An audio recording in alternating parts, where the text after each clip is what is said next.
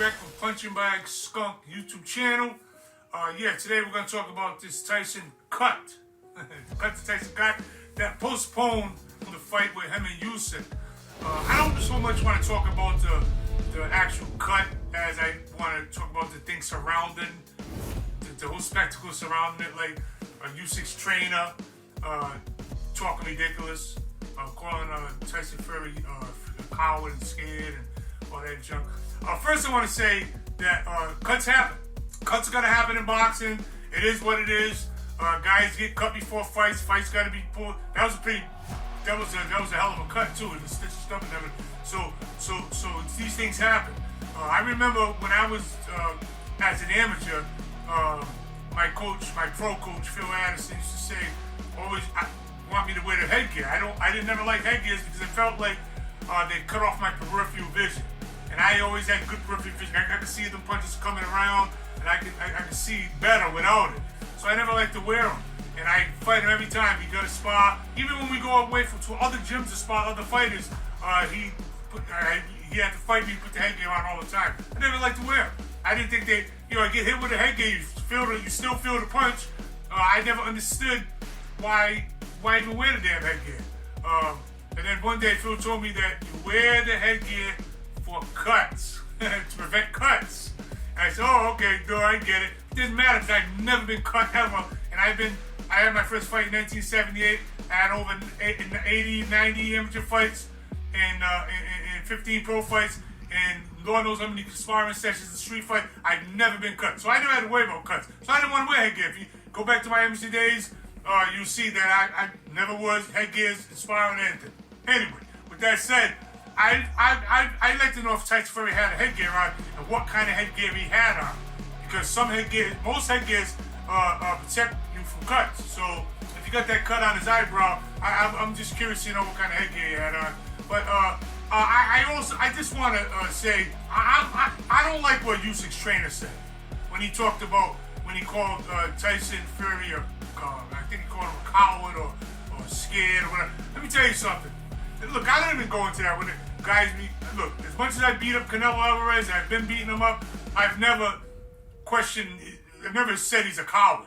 I've never said nothing like that. No fighter steps in the ring at a world-class level is a coward. I would go and say any fighter steps in the ring with that'd be that new school foolishness. What's that jackass that was getting in the ring? Like, getting in the ring doesn't prove you got balls. I'm talking about a world-class. I was a world-class fighter. I fought 6 top 10 world fighters. I've been in the ring with top 10 world fighters. I'm talking about world-class fighters. I'm not talking about some guy that buys a pair of boxing gloves and goes to a gym and gets in the ring with his buddy and then spars with his buddy slapbox for a couple of rounds and then goes around telling everybody, yeah, I was sparring today. I'm a boxer. I did me 8 rounds today. I'm not talking about that guy. I'm talking about world-class fighters. World-class fighters like me. World-class fighters. There's no cowards in that bubble. World-class fighters. There's no cowards there. So for Usyk's trainer to say something like that, just told you again the state of boxing. Idiots. I call you an idiot. I don't even know your name. Matter of fact, let's hear what he said. Oh no, let's hear what Tyson Fury said. I think it was really profound what Tyson Fury said in the return video. He did bring his wife up. He said about Tyson Fury's wife, which I don't agree with either. He said that Tyson Fury, that's my brother by the way, right in the middle of the video.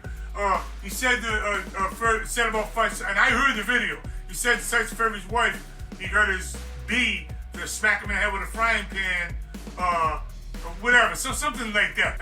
You don't do that kind of stuff. Why don't you leave the woman out of it? Greg Ghetto Punchback Sean says you're a sucker. Period. You leave the wives out of it, and you gotta call this guy a coward. I think Tyson Fury could defend himself better than I can, because I'm gonna play it right now for you guys. Here you go. Never call me a coward again. I've had 35 professional fights. I've been boxing 18 years of my life. I've climbed off the canvas 10 times of the biggest punches in history to win. Never a coward. Never backed down from any man in my life. And if any man calls my wife a I take his teeth back. I didn't call your wife a bitch. Yeah, she did. Shut up. There you go. So, Fury defended himself better than I can. The bottom line is, this is the type of stuff that I don't like in boxing. It's foolishness like that. You got people calling people cowards. How's this guy a coward? But like again, cuts happen. It's a legitimate guy. I heard some theories out there. I'm saying it's fake, and I've heard all kind of boxing conspiracy theories. Talking about the cut. The bottom line is the guy got cut. The fight is off. You can't go on there and fight with a cut. As soon as the guy taps it, it's gonna open back up. The thing is, these things happen in boxing. It's part of boxing. You know what I mean? So the bad thing about that is this. These days, fighters fight once a year. So if a fight gets called off or postponed, then we might be looking at another year. So I get it where the disappointment comes in. But that's why it should be enough fighters out there. I was talking about in my other video how I don't think it's enough fighters. We use the same fighters, keep recycling the same fighters. You always see the same damn fighters. Canelo against him, Canelo against him. It's always the same fighters. And I think that's the problem. If you have enough fighters, marquee fighters. The bottom line is there's a certain amount of fighters in boxing now that got a lock on the game. They're the ones that's supposed to be selling the tickets. So these are the only ones that promoters want to deal with. And I think that's not good for boxing. That's not a free market trade. In other words, I don't think if you only got a couple of fighters that dominate the sport, only the top 5% of fighters in the world make all the money in boxing, and then 95%, the rest of the money goes to the 95%. So basically, you got this boxing elite that always in the big fights and make all the money. And then you got all these struggling fighters. That's what's wrong with boxing. That comes from the money being the main issue about boxing, about people fighting for money, no belt pride. That's why belts don't mean nothing now, because you got 1,000 belts. So the belt is cheap. I like to say belts are cheap as crack pipes now.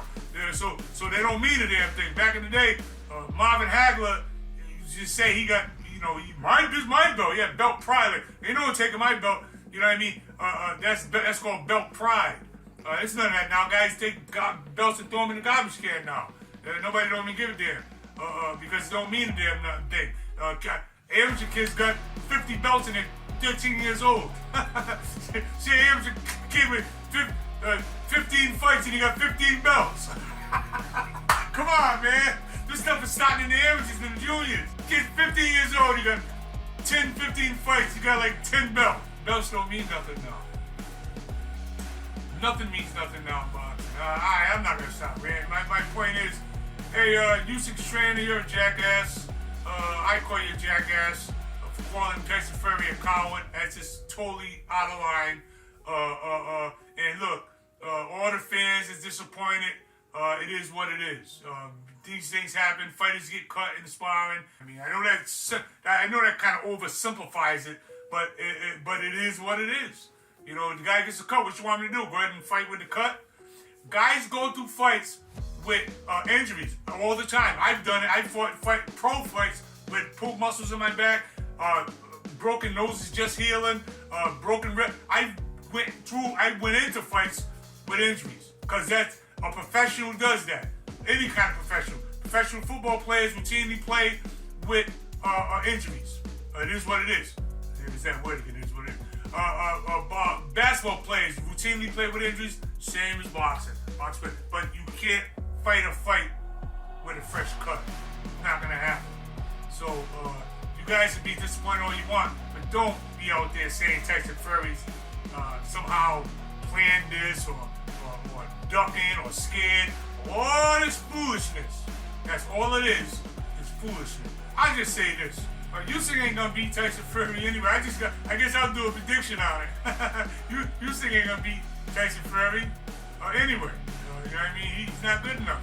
And he's just not good enough. I'm telling you right now.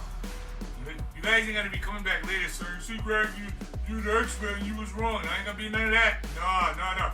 I'm telling you right now, Usyk is not beating Tyson Fury. Period. You know what I mean? Especially a motivated Tyson Fury. You know what I mean? He coming all extra fat. I mean, he always looks like a dope boy. That's just the way he looks. But I don't want him coming in like he did with what's his name? You know what I'm talking about. I don't want him coming in the ring looking like that. Coming in a little better shape. But obviously he's getting in shape if he's cut sparring. I mean, he's training. So, all right, there you go, guys. Just wanted to, your boy Ghetto Great from Punchingbagskunk. Wanted to just weigh in on this cut controversy with Tyson Fury. I just think that basically Tyson Usyk's trainer is a jackass for calling him a coward, and the cut is legit. And the cut's legit. There you go. Peace. Shut up. Shut up, boy. Boy, be quiet. You messed my video up. Be quiet. Usyk. Where is that?